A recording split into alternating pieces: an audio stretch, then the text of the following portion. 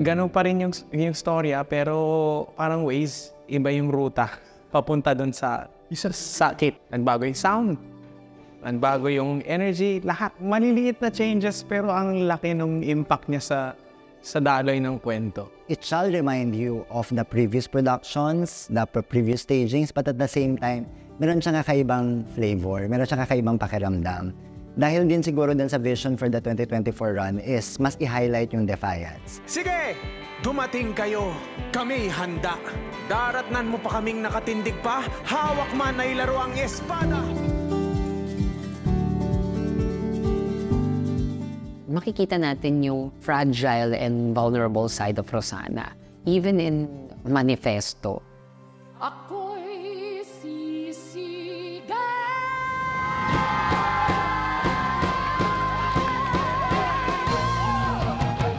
Iba kapag it's a queer person playing a role and singing a song about being authentically who you are.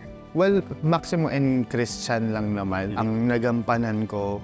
Siyempre, mas gusto ko yung Christian kasi bida siya. I mean, magpakatotoo na tayo. Pero special din kasi talaga sa akin si Maximo. Kasi first experience ko sa commercial theater. I said yes to be the musical director and rearrange everything, as in recompose the music. Pero hindi ako sure nung tinanong ako to be Cyrano. Hindi ko pa rin kilala masyado si Cyrano. Siguro, isa sa mga bago kasi kinikilala ko ulit yung Cyrano ng universe na to.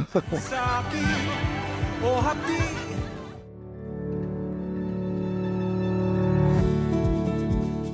Medyo may kapa factor nung unang salta. Pero yung jump off point, going to the present, may sense of familiarity pa rin. Only because ang promise ko naman sa kanila is revisiting the material, we go back to the text by Pat Valera and the music, of course, by William Manzano.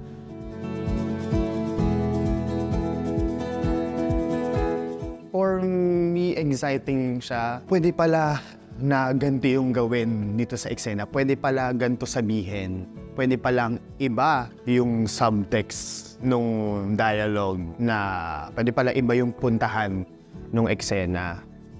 Na ang daming possibilities at parang naparamdam niya yun sa amin.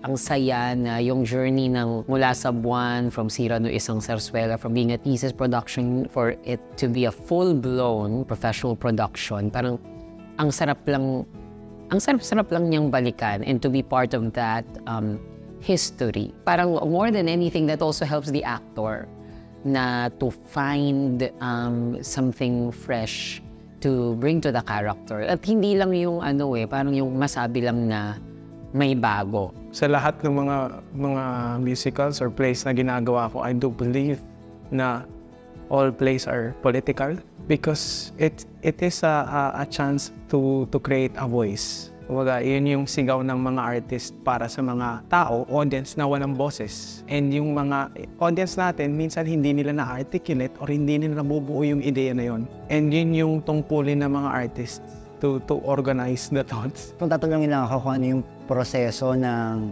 pagbuo ng 2024 run is yung pagkalas nung dating run at buuin uli siya ng sa panibagong aspeto. So kung ano yung angkla, kung ano yung humahatak sa amin papunta dun sa changes, hindi siya dahil sa baguhin lang natin, period. Baguhin lang para makapagpaandar. Baguhin lang natin para may bago. No. Baguhin natin kasi parang yun yung kailangan to push the story forward, to make it a necessary piece of theater.